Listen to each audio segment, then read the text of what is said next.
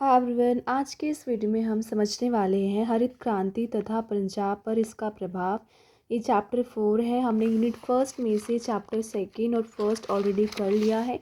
अब विस्थापन और इसका समाज पे क्या प्रभाव पड़ा और आर्थिक क्या प्रभाव पड़ा। दूसरा चैप्टर हमने कवर किया है विभाजन के बाद पूर्णिवास और पूर्णिमान कैसे हुआ। हम तीसरा चैप्टर नहीं कर रहे हैं। यूनिट सेकेंड से हम कर रहे हैं हरित क्रांति और इसका पंजाब पर क्या प्रभाव पड़ा। ठीक है, तो इस चैप्टर में क्या है, पहले आपको जानना है हरित क्रांति होता क्या है। पहले जो था कृषि बहुत ज़्यादा पिछड़ा हुआ था। कृषि का क्षेत्र पिछड़ा हुआ था। कैसे पिछड़ा हुआ था? अच्छी सिंचाई की सुविधा नहीं थी, अच्छे बीज नहीं थे, खाद की बहुत कमी थी या कम यूज़ होता था, सिंचाई सुविधा की कमी थी, पैसों की कमी थी। बहुत सारे ऐसे कारण थे जिससे कि कृषि का इतना विकास नहीं हो पाता था। तो कृषि के क्षेत्र में विकास लाने के लिए हरित क्रांति योजना आई पंजाब में। ठीक है, इसका डेफिनेशन मैं आपको बुक में दिखा देती हूँ। तो सन 1966-67 में एक नई कृषि योजना तैयार की गई। कब योजना तैयार की गई? 66 और 67, 1966 और 67 में। इस योजना का क्या मकसद था? इस योजना का मकसद था उच्च कोटि के बीजों का इस्तेमाल करना, सिंचाई का विकास करना, अच्छे खादों का यूज़ करना, पौधों की सुरक्षा की कीटनाशक दवाई का यूज़ करना। तो ये सारे विधियाँ अपनाए गए। इसका एक ही रीज़न था, कृषि के क्षेत्र में विकास करना। ठीक है, इसका क्या परिणाम निकला? अच्छा भी निकला, बुरा भी निकला। तो अच्छा दिया गया है इस बुक में, जो है अच्छे ही परिणाम दिए गए हैं कि उत्पादन में बहुत अधिक वृद्धि हुई, जो भी प्रोडक्शन होता है उसमें बहुत वृद्धि हुई। ठीक है, तो इस प्रकार थोड़े से समय के अंदर आशातीत उत्पादन को हरित क्रांति के नाम से जाना जाने लगा है। कृषि के विकास के लिए सिंचाई का विकास, अच्छे बीजों का यूज़, पौधों की सुरक्षा के लिए कीटनाशक दवाई का यूज़ किया गया, जिसे क्या कहा गया? हरित क्रांति के नाम से जाना जाने लगा, ये कहा गया। और इससे क्या हुआ? कृषि के क्षेत्र में प्रोडक्शन जो है, उत्पादन की वृद्धि बढ़ गई। ठीक है, तो क्वेश्चन जान लेते हैं, क्वेश्चन समझ लेते हैं। क्वेश्चन का क्या कहा गया है, कैसे एग्जाम में पूछा जाएगा। पंजाब में हरित क्रांति से पहले कृषि के पिछड़ेपन के मुख्य कारण क्या थे? जब पंजाब में यानी कि 1966 और 67 से पहले जब हरित क्रांति नहीं आया था, तो कृषि के जो पिछड़ेपन है, यानी कि कृषि का जो पिछड़ापन है, उसके क्या क्या मुख्य कारण थे? क्यों हमारा कृषि क्षेत्र पिछड़ा हुआ था? तो पहले आपको थोड़ा सा इंट्रोडक्शन लिखना है कि कृषि को जो है भारतीय अर्थव्यवस्था की रीढ़ की हड्डी मानी जाती है। 70% लोग कृषि से के माध्यम से अपनी जीविका चलाते हैं। ठीक है, और कैसे कच्चा माल सप्लाई होता है, उससे कपास, जूट इंडस्ट्री का निर्माण होता है, उद्योगों का निर्माण होता है, लोग व्यापार करते हैं। ठीक है, तो ये आपको इंट्रोडक्शन में लिखना है। उसके बाद हम यहाँ पे जान लेते हैं पंजाब में कृषि के पिछड़ेपन के कारण। ऐसे क्या कारण थे जिससे कृषि का विकास बहुत कम था, कृषि का विकास नहीं था? कब? हरित क्रांति से पहले। पहला हमने लिखना है ज़मीनों का आकार छोटा होना। अगर छोटी छोटी ज़मीनें ही रहेंगी तो उत्पादन कितना होगा, है ना? ज़मीन का आकार भी छोटा, ऊपर से ना कोई सुविधाएं, तो हमारा उत्पादन भी कम होगा। कृषि के लिए ज़मीन का आकार बहुत छोटा था, जिस कारण से घाटे वाला सौदा था। ज़मीन छोटे छोटे टुकड़ों में बटी हुई थी। इस प्रकार आर्थिक दृष्टि से प्रतिकूल तथा छोटे छोटे टुकड़ों में बटी धरती पर बढ़िया खेती करना बिल्कुल भी संभव नहीं था। छोटे छोटे टुकड़ों पर खेती से समय की बर्बादी होती थी, है ना? छोटे छोटे ज़मीन है, कौन चाहेगा उस छोटे से ज़मीन पे काम करना, क्योंकि इतना बेनिफिट नहीं होता, इतना उत्पादन नहीं होता, समय की बर्बादी होती थी। मजदूरी, मेहनत, पैसा और पशु शक्ति का काफ़ी हिस्सा बेकार जाता था। इसके अलावा सिंचाई के साधनों की कमी थी। तो ये आपको इस पॉइंट में लिखना है। दूसरा पॉइंट है ज़मीनों को पट्टे पर देने की हानिकारक प्रथा। जो लोग हैं वो खुद ना खेती करके अपनी ज़मीन को पट्टे पर दे देते थे और वो खेती बाड़ी करते थे। ये जो लोग पट्टे पर देते थे वो पैसा वसूल करते थे। आपको ये लिखना है। और क्या कारण था कृषि का पिछड़ापन का? सामाजिक कारण और आर्थिक घटक।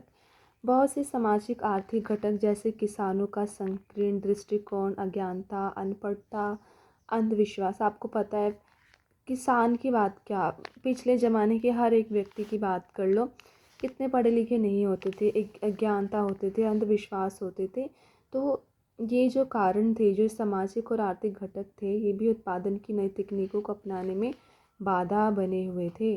वे किसान सदियों से चले आ रहे लकड़ी के बने हलों तथा अन्य औजारों पर ही निर्भर करते थे, जो कृषि विकास के पिछड़ेपन का एक बड़ा कारण था। अंडरस्टूड। कृषि पर अत्यधिक बोझ। भारत में कृषि का धंधा बहुत अधिक भीड़भाड़ वाला था। आपको पता है कि कृषि में पहले बहुत ज़्यादा अंधाधुंध काम होता था। काफ़ी लोग जो ज़रूरत भी नहीं होती थी लोगों की, वो भी कृषि पर ही काम करते थे, क्योंकि उनके पास काम उनके पास और कोई काम ही नहीं होता था करने के लिए। अधिकतर लोग जो है कृषि पर निर्भर रहते थे। सन 1909 से भारत की 70% कितने 70% जनसंख्या कितनी ज़्यादा होती है, ये जो है सारी की सारी खेती बाड़ी पर ही निर्भर थी।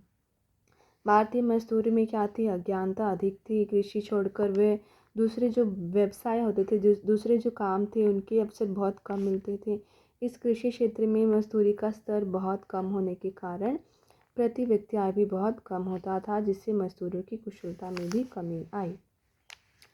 फिर है धन की कमी। धन आपको पता है पैसों का अभाव रहता था। पिछड़ेपन के कारण धन की कमी रहती थी। किसानों को गांव में रहने वाले साहूकारों पर पैसों के लिए निर्भर रहना पड़ता था कि जब साहूकार पैसे देंगे तो हम अपनी खेती बाड़ी करेंगे। साहूकार मनमाने ढंग से इन किसानों से ब्याज लेते थे। ठीक है, वो अधिक ब्याज ले लेते थे, मनमानी करते थे।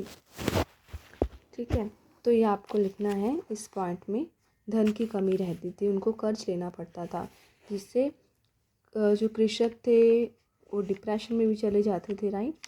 अंधविश्वासी और खेतीबाड़ी के प्राचीन साधन। पंजाब के जो अधिकतर किसान थे क्या थे, अंधविश्वासी थे और परंपरागत टेक्निक का यूज़ करते थे, किसके लिए, कृषि के लिए। ठीक है, वो नई नई चीज़ों को नहीं अपनाते थे, अंधविश्वासी थे ना, और खेतीबाड़ी करने के लिए वो पुरानी चीज़ों को ही इस्तेमाल करना उचित समझते थे। जो किसान थे मानवीय और जानवरों पर निर्भर उपकरणों जैसे लकड़ी के बने हलों, बैलगाड़ियों का ही यूज़ करते थे। इस तरह से पंजाब में पारंपरिक ढंग अपनाए जाने के कारण भी, पारंपरिक ढंग यानी कि पुराने ज़माने का जो भी ढंग था, कारण भी कृषि उत्पादन इतना नहीं बढ़ पा रहा था। तो कृषि के पिछड़ेपन का ये भी एक मुख्य कारण था। फिर है प्राकृतिक घटक। आपको पता है कुदरत हमेशा हावी रहती है, कभी बाढ़, कभी तूफान, कभी सूखा। तो ये प्राकृतिक घटक के कारण भी, और कोई नियम, कोई योजना नहीं थी कि प्राकृतिक आपदा में कैसे फसलों को बचाया जा सके और कौन से मौसम में कौन सा फसल उगाया जा सके। तो इसने भी जो है कृषि के पिछड़ेपन में सहयोग दिया, किसने, प्राकृतिक घटक ने। उसके बाद है उच्च कोटि के बीजों की कमी थी। भारतीय किसानों को उच्च कोटि के बीजों की सुविधा भी उपलब्ध नहीं थी।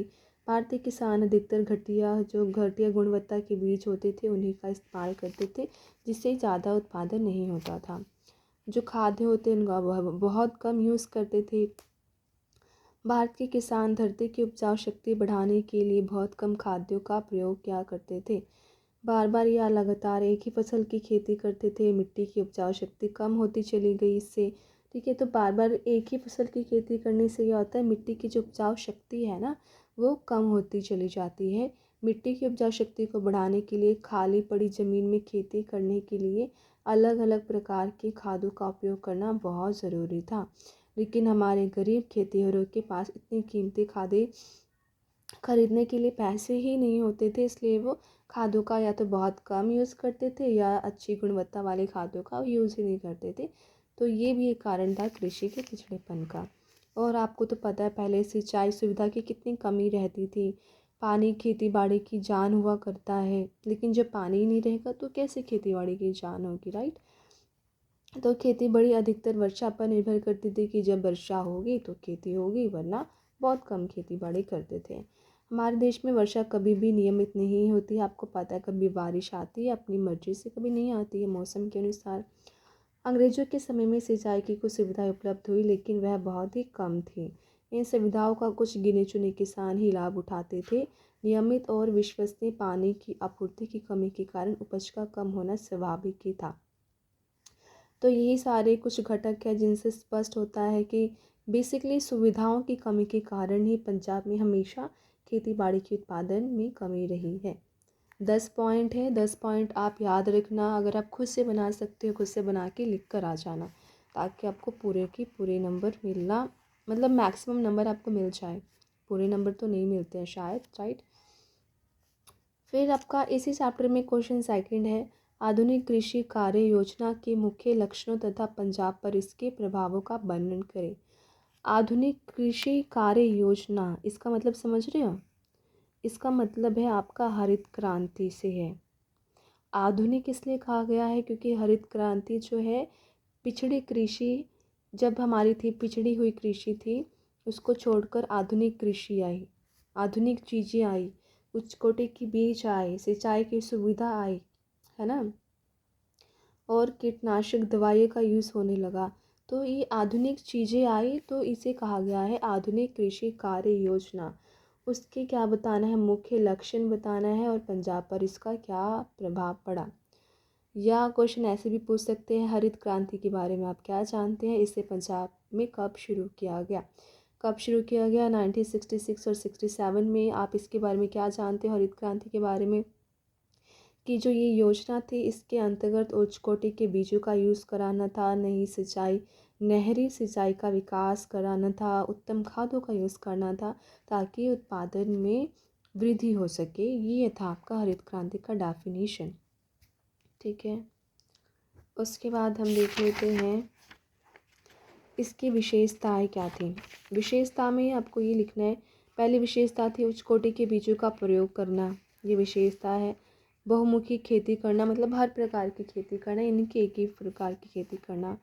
फिर सिंचाई के साधनों में वृद्धि करना, सिंचाई के जितने भी साधन होते थे, HYV के बीजों के यूज़ के लिए पानी की बहुत अधिक आवश्यकता पड़ती थी, इसलिए सिंचाई का विकास किया गया।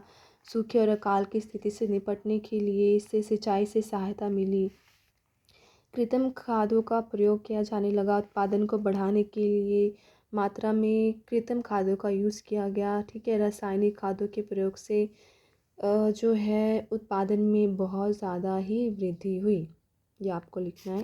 फिर क्या विशेषता है, पांचवी कृमिनाशक और कीड़े मार दवाइयों का प्रयोग। आपको भी पता है कि पौधों को कृमियों, कीड़े मकोड़ों तथा रोगों से बचाना भी ज़रूरी होता है, क्योंकि पौधों को कीड़े मकोड़े खा जाते हैं, इसलिए बिना किसी हानि के सरकार ने कीड़े मार दवाई किसानों को उपलब्ध करवाई। तो कृषि का यंत्रीकरण, कृषि उत्पादन में प्रयोग होने वाले प्राचीन परंपरागत साधनों जैसे बैलों तथा हलों के साथ साथ यंत्र जैसे ट्रैक्टर आदि का भी यूज़ किया जाने लगा। कृषि में जितने भी यंत्र होते हैं, मशीन होते हैं, उसका यूज़ किया जाने लगा। तो ये क्या थी, विशेषताएं। अब प्रभाव क्या पड़ेगा, प्रभाव क्या पड़ेगा, इम्पैक्ट। हरित क्रांति के आने से अच्छे प्रभाव भी पड़े और अच्छे भी नहीं थे, ऐसे भी प्रभाव थे, बट बुक में तो अच्छे ही दिए गए हैं सारे के सारे, आप देख सकते हैं। पहला क्या इम्पैक्ट पड़ेगा, कृषि में वृद्धि होगी, ठीक है, उत्पादन में वृद्धि होगी, है ना। फिर है रोजगार के अवसर मिलेंगे, अब खेती बाड़ी में वृद्धि होगी, कच्चे माल, गेहूँ, मक्की, धान, आलू की उपज या फिर कपास, ये सारी चीज़ें का निर्माण होगा। इंडस्ट्री में आएगा, इंडस्ट्री में निर्माण होगा, लोगों की ज़रूरत पड़ेगी, रोजगार के अवसर प्रदान होंगे, किसानों को संपन्नता, खेती के उत्पादन के बढ़ने से किसानों की जो आय है, जो पैसा है, उसमें इनकम में वृद्धि आई, वे संपन्न हो गए, खासकर बड़े किसानों के साथ हुआ।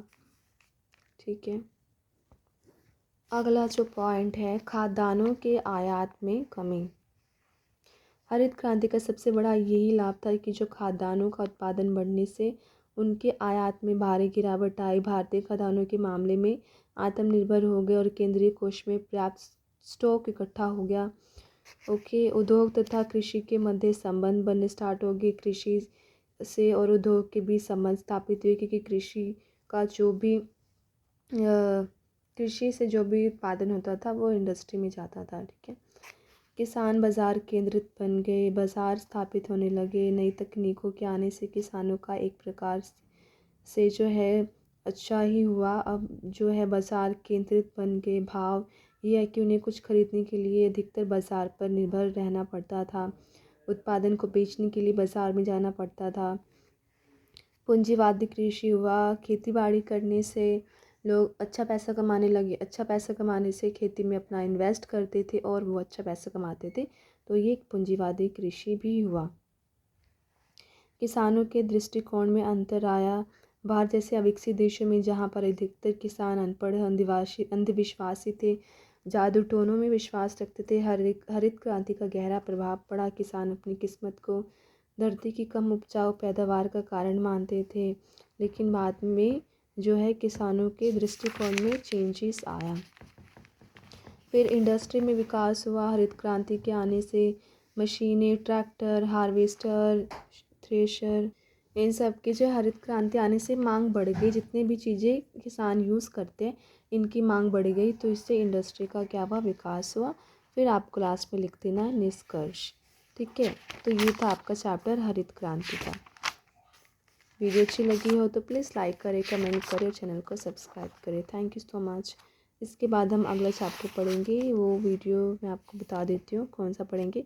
पंजाब में शिक्षा का विकास कैसे हुआ, पंजाब में शिक्षा कैसे आया, विश्वविद्यालय के बारे में हम पढ़ने वाले हैं। ओके।